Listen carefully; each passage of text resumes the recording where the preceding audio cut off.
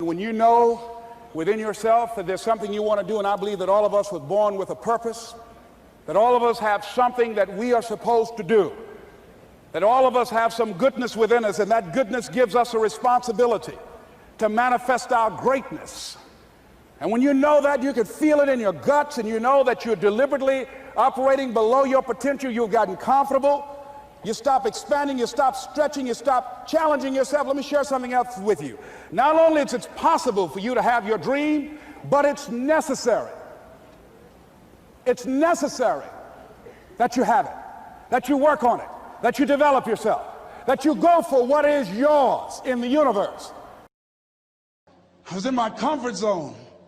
I was doing just enough to get by. I was working on a job. They paid me just enough to keep me from quitting, and I worked just hard enough to keep from getting fired. How many know people like that? Blink your eyes if you understand what I'm talking about. I was parked. I knew I could do more. But when my mama died, it took something out of me. When I went through a divorce, it took something out of me. When my best friend died, it took something out of me. I parked. And somebody said that life is like an onion. You have to peel it one layer at a time. And sometimes you cry. Life's going to happen to you when you have a dream. You're going to get slapped around. And don't take it personal. Don't ask, why did this have to happen to me? Why not you? Who would you suggest? You want to give us some names, some email addresses? And don't tell everybody. 80% don't care and 20% glad it's you. It's called life. Suck it up and move on. Get over it.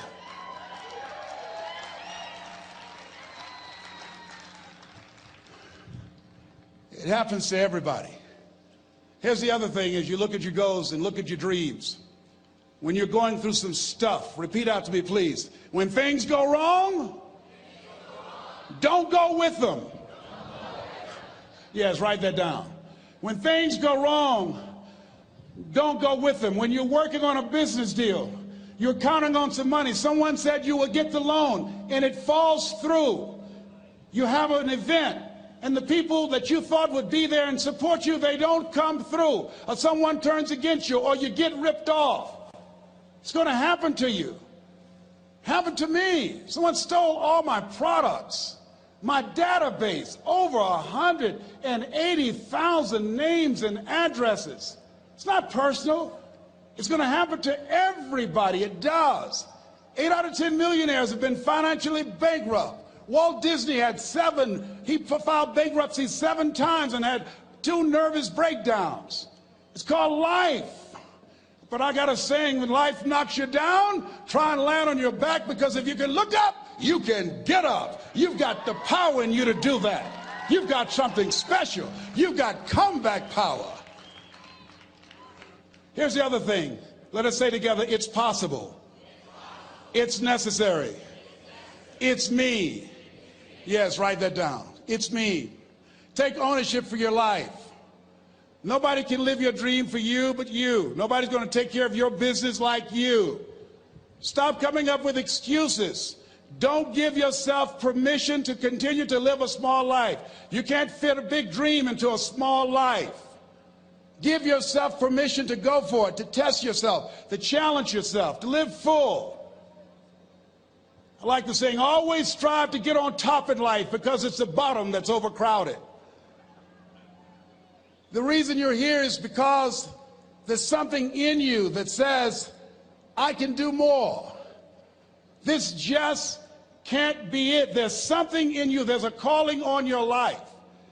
There's something in your heart that caused you to get dressed and spend the money to go to seminar after seminar and listen to message after message and speaker after speaker.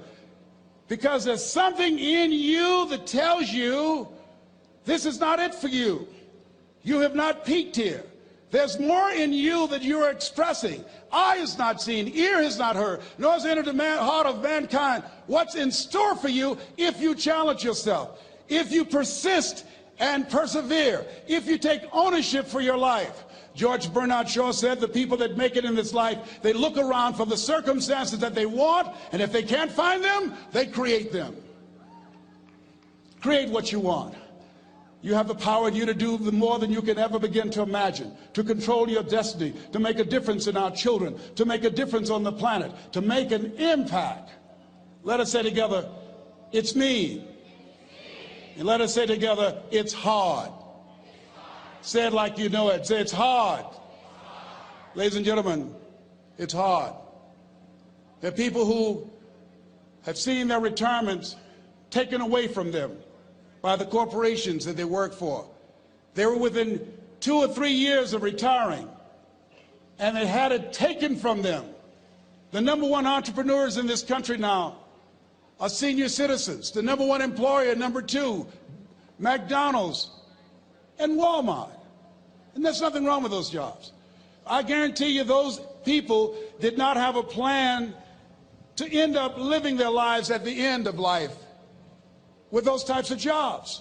And they didn't have a plan like you have, and while you're investing in yourself, not to. And it's hard. There are people making choices between purchasing prescription drugs or paying for gas or a mortgage note.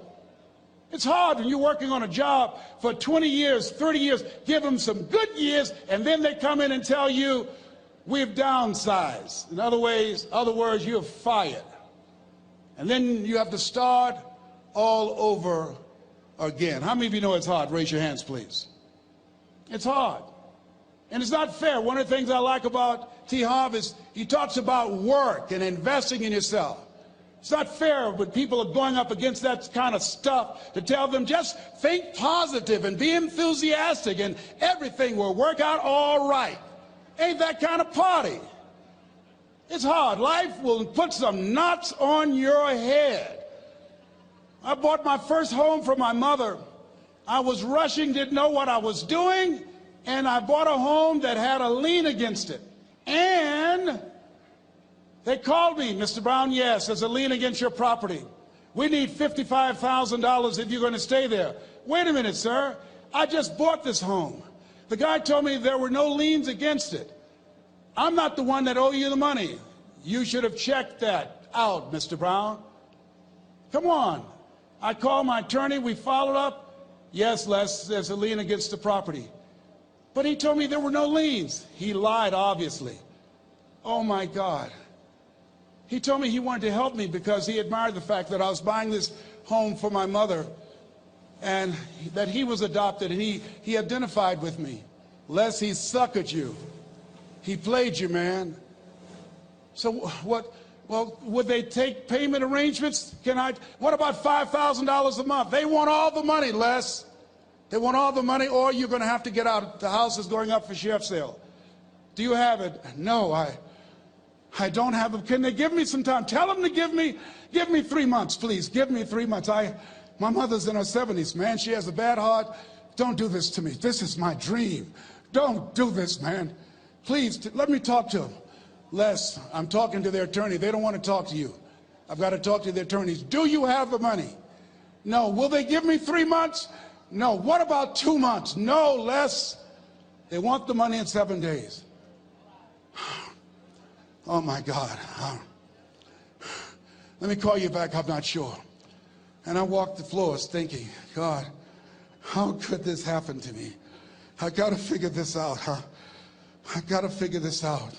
And it seemed like the days were just ticking off, ticking off.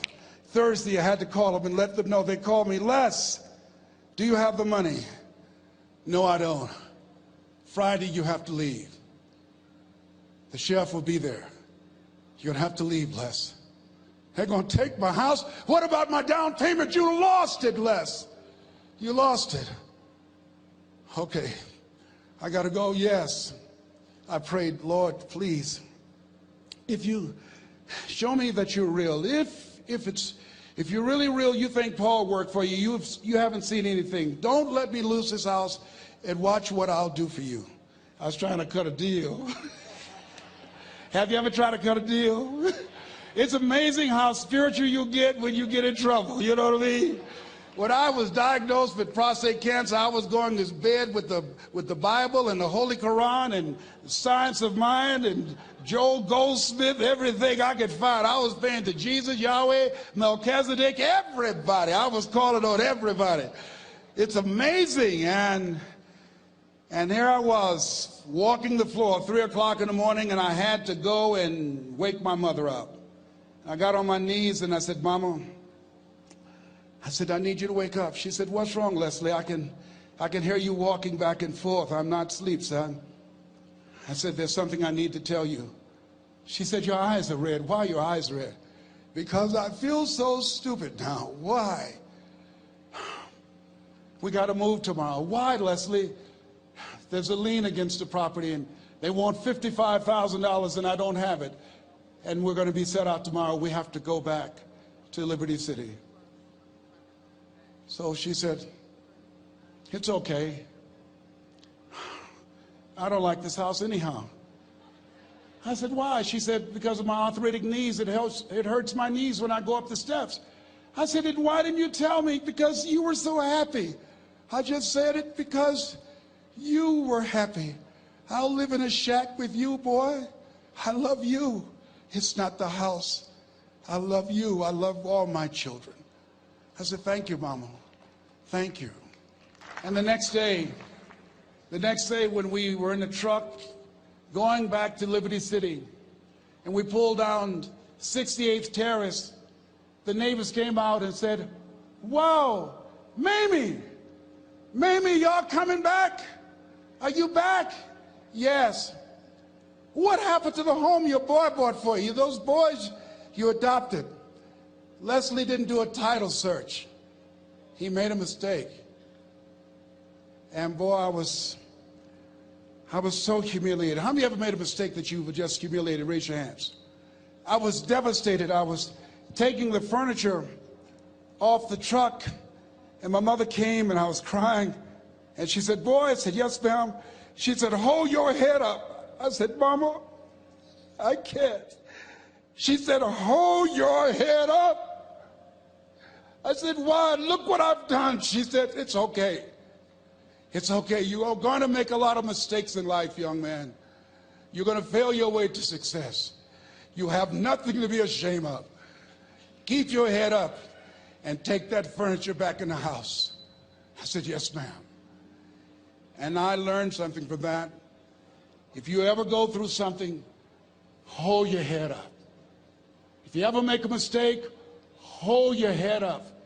If you ever do something that everything goes wrong, life catch you on the blind side, hold your head up. It's not over. Goethe said, that which does not kill you will make you stronger. Hold your head up. Shake someone's hand on your right and left and say, hold your head up.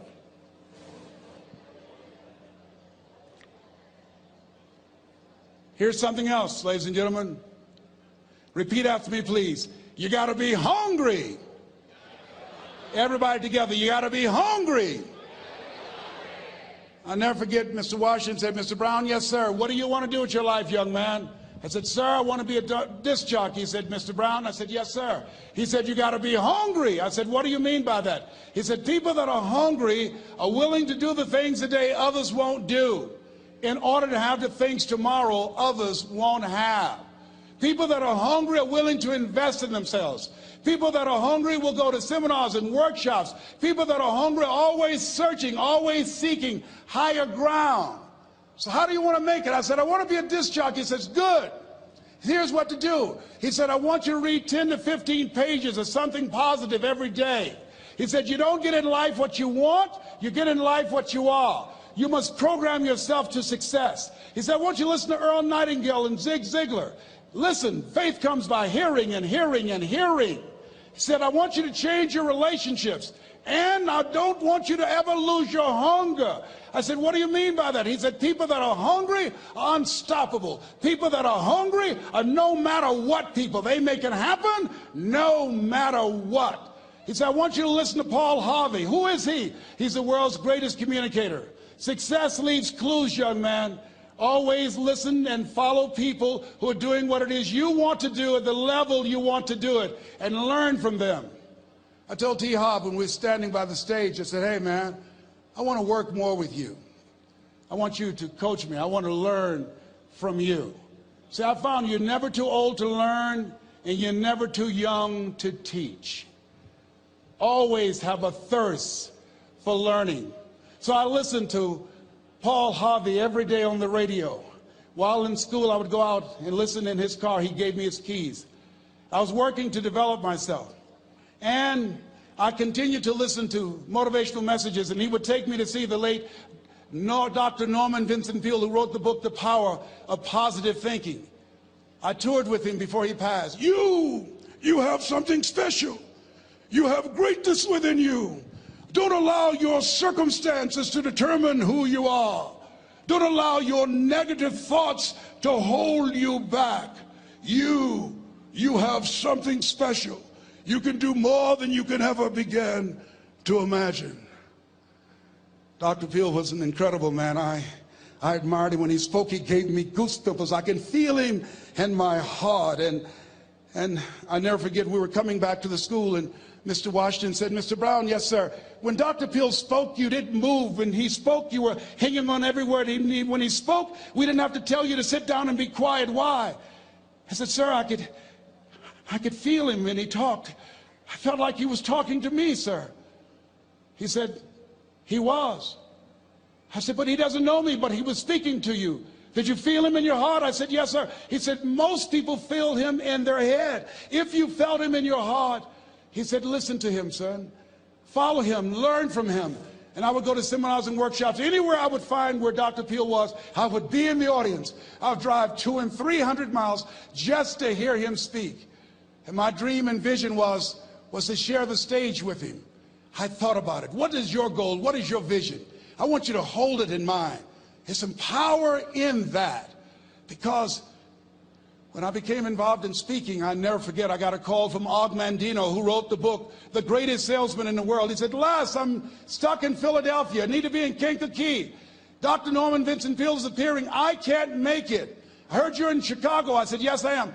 Can you go and open for me? I said, yes, man. Oh, my God.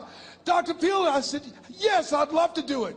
And I went there, and I came. I said, hi, I'm Les Brown. He said, you're not the band of renown? I said, no, I'm Mrs. Mamie Brown's baby boy. I'm here to speak. He said, come backstage. And his wife, Martha, was there. And she said, Papa, Les Brown is here, the speaker. And he said, Les Brown? Les Brown shoot for the moon? Because even if you miss, you'll land among the stars? I said, sir, that's my quote. I wrote you when I was in the 11th grade. I was a part of a special education class project. That's my quote. He said, I know. I end all my speeches with that quote.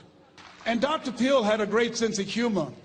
A young man was backstage, and I had so many questions to ask him, and my mind froze up, and the young guy said, Dr. Peale, how old are you? And he was up in age. He said, Sonny, I'm 92. The young man looked at him and said, I don't know if I want to live to get 92. He said, that's because you've never been 91.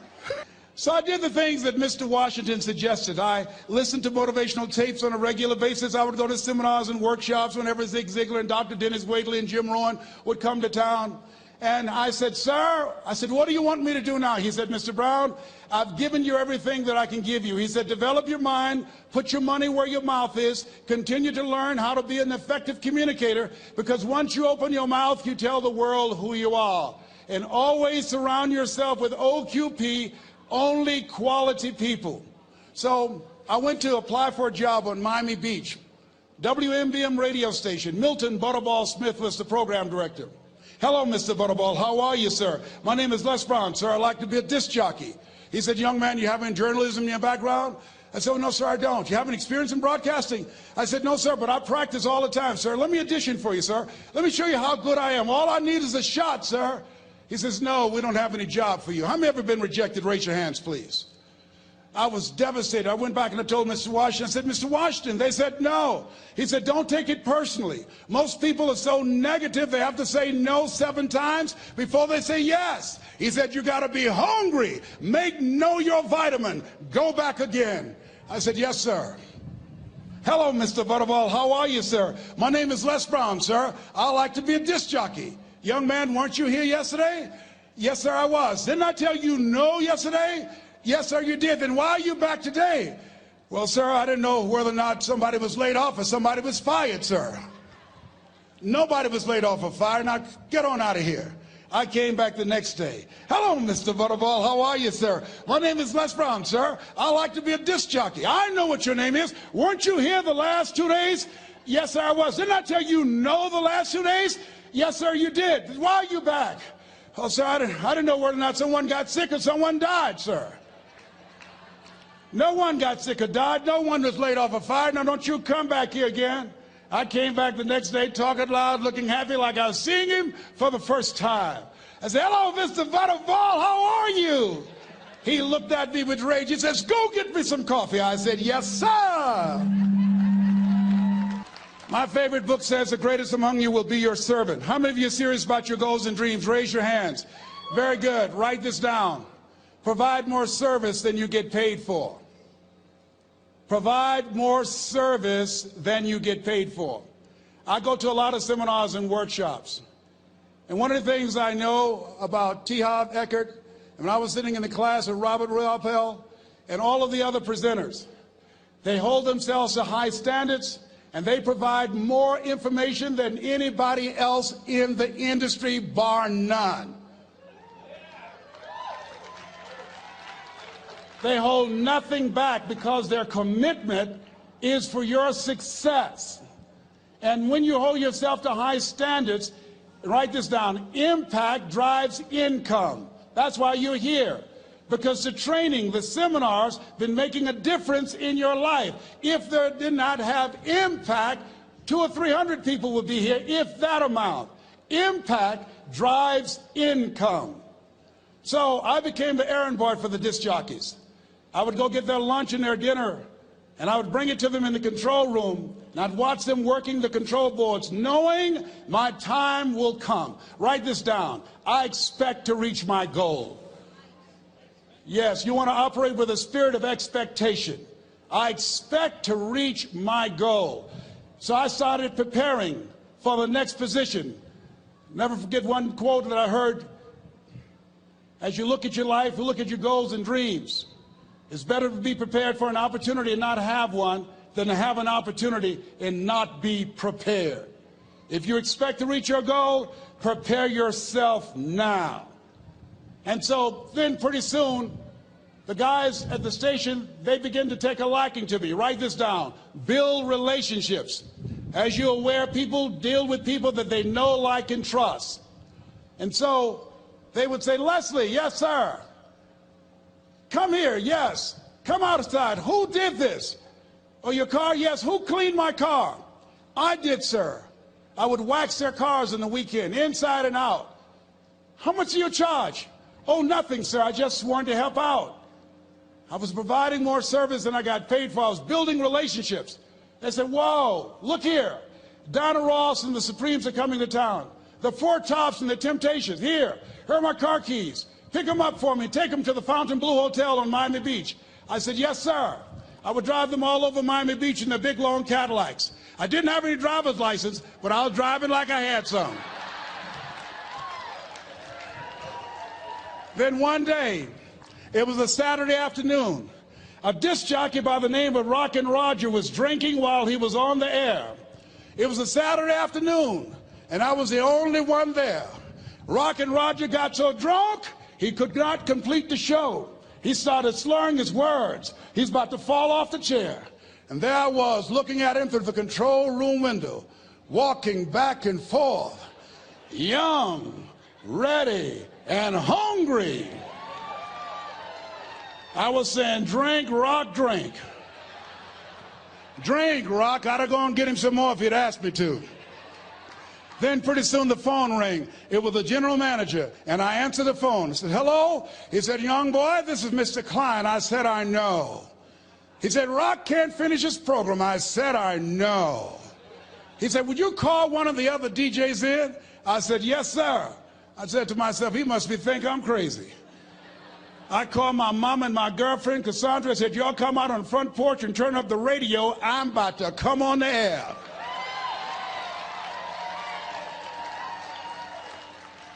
I waited for about 20 minutes, and I called him back. I said, Mr. Klein, I can't find nobody. He said, young boy, you know how to work the controls? I said, yes, sir. He said, go in there and segue the records, but don't say nothing here. I said, yes, sir. I couldn't wait to get old Rock out of the way. I put on a fast record. I said, look out, this is me, LB Triple P. Les Brown, your platter playing papa. There were none before me, and there will be none after me. Therefore, that makes me the one and only. Young and single, love to mingle, certified, bona fide, indubitably qualified to bring you satisfaction and a whole lot of action. Look out, baby, I'm your love man. I was hungry. I was hungry. Get old man a round of applause. I was hungry. I was hungry. You got to be hungry. Shake someone's hand on your right and left all around you and say, you got to be hungry. You got to be hungry. To get those dreams out of your head and step into your greatness, you got to be hungry. To get those ideas, that talent, that gift out of your system, you got to be hungry. To get up off the canvas of life and understand what Willie Jolly meant, that a setback is a setup for a comeback. You got to be hungry. People that are hungry are willing to do the things today others won't do in order to have the things tomorrow others won't have. How many of you got value out of what you've heard thus far? Raise your hands, please. Very good. I'd like to leave this with you. I don't know what your goals are. I don't know what you want to do. Here's what I know about you. You have greatness within you. Here's what I know about you. I can help you to live full and to die empty. I can show you what I've learned. If anybody told me that I would be doing what I'm doing now, I leave here today, I go to New Orleans and speak there, then I'll be flown to Barcelona. If anybody told me, given my circumstances, born in an abandoned building on a poor section of Miami, Florida, called Liberty City, if both my birth parents stood up and said, hello, son, I would not know either one. Being labeled educable mentally retarded, put back from the 5th grade to the 4th grade, failed again when I was in the 8th grade, no college training. Anybody told me the principles that I would teach you, that they would have the impact that it has had on my life. This Les Brown that you see, I did not know he existed. And I tell you that you have greatness within you. You have the ability to do more than you can ever begin to imagine. Come into the room with me. And I guarantee you your life will never be the same again. I like to leave this with you. I don't know what your goals are. Mine is to find a cure to autism. Mine is to find a cure to breast cancer and to prostate cancer. Mine is to work with our youth and to reduce the recidivism rate in our prisons and help young people learn how to become an asset to our society rather than a liability. Mine is to train speakers to become great communicators, to speak from their heart, not their heads, and teach them how to impact and create a new conversation so people can see the possibilities of life and overcome the possibility blindness that held me hostage for 14 years. I don't know what your goals are, but here's what I know about you, and I don't know you. You've got greatness within you. And I like to leave this with you, something my mother used to love to hear me say. Leslie, yes ma'am, mama, say that thing for me, boy, that makes me feel good. I dedicate this to you, to the greatness in you, and to the dream that you showed up on the planet to produce. And it's simply this: if you want a thing bad enough to go out and fight for it, to work day and night for it, to give up your time, your peace, and your sleep for it. If all that you dream and scheme is about it, and life seems useless and worthless without it, and if you gladly sweat for it and fret for it and plan for it, and lose all your terror of the opposition for it, and if you simply go after that thing that you want with all of your capacity, strength and sagacity, faith, hope, and confidence, and stern pertinacity,